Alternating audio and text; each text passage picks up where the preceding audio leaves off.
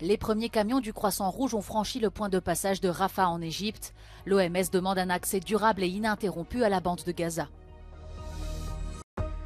Le quartier d'Al-Zahra au sud de Gaza a été pratiquement détruit par des frappes israéliennes. Plus d'1 million de Gazaouis ont fui vers le sud de l'enclave. Des camions chargés d'aide humanitaire ont commencé à pénétrer dans la bande de Gaza via le point de passage de Rafah. La télévision égyptienne a montré plusieurs camions traverser l'immense porte du poste frontière au 15e jour de guerre entre Israël et le Hamas au pouvoir à Gaza, alors que des tonnes d'aide s'entassent depuis des jours dans l'attente d'un passage vers l'enclave peuplée de 2,4 millions d'habitants, privés d'eau courante, d'électricité et de carburant. Au total, 20 camions du Croissant Rouge qui se chargent de l'acheminement de l'aide sont entrés dans le terminal égyptien, ainsi que des ambulances et des véhicules de l'ONU.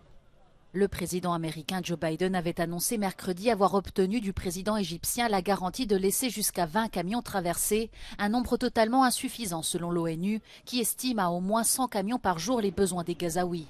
Avant la guerre, il dépendait déjà à 60% de l'aide internationale. Le gouvernement israélien refuse catégoriquement d'ouvrir ses points de passage vers l'enclave.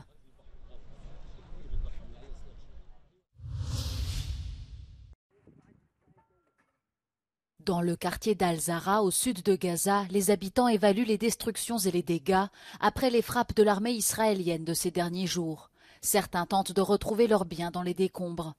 Plus d'1 million de personnes ont fui la ville au nord de l'enclave après les avertissements de Tsahal.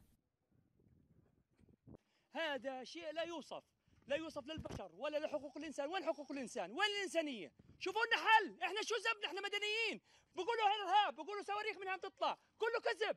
ايش بعمل هكا؟ جاي اشوف ظهري اللي انتكبت، جاي اشوف عمارتي اللي انهدت، اشوف ايش ضل منها اتقوى فيها، ما لقيتش حاجه زي ما انت شايف، اخذت لي حرمين ادفي اولادي فيهم، ما لقيتش حاجه في ظهري ولا شيء، رماد زي ما انت شايف. واحنا صامدين هنا تحت الانقاض صامدين، اطفال ام بالله طلعوا جماعه، هذه الاهداف، ما اذا بنك اهداف، هذا بنك اهداف.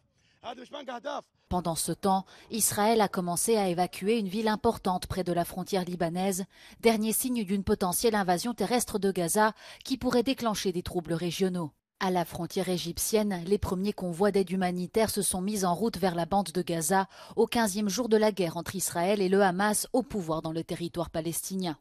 Selon les autorités locales, 4137 Palestiniens ont été tués par des frappes israéliennes. Côté israélien, le bilan s'élève à près de 1400 morts et au moins 203 otages, dont des ressortissants étrangers.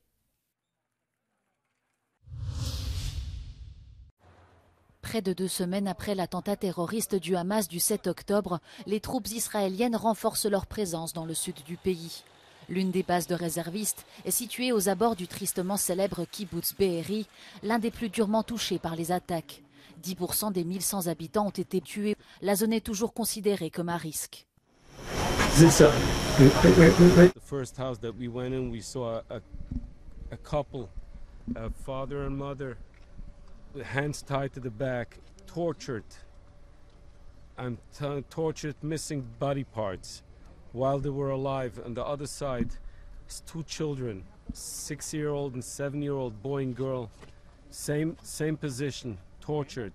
In the middle is a table where the terrorists were sitting and eating a meal. Rami Gold était responsable de la sécurité à Be'eri. Avec d'autres habitants, il a défendu le kibbutz pendant 12 heures avant l'arrivée de Tsahal.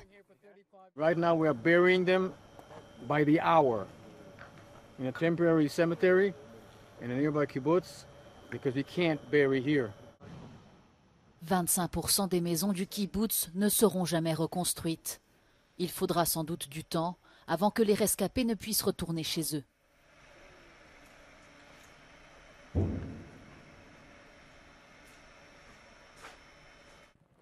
On ne peut pas rester ici très longtemps. On entend encore des explosions autour de nous. Mais le spectacle de ces maisons dévastées, des effets personnels qui sont restés dans les décombres est impressionnant. Les services de recherche israéliens nous ont dit qu'ils continuaient à trouver des corps jour après jour et je pense qu'ils ont encore du travail à faire dans cette zone. Valérie Goria à Be'eri, au sud d'Israël, pour Euronews.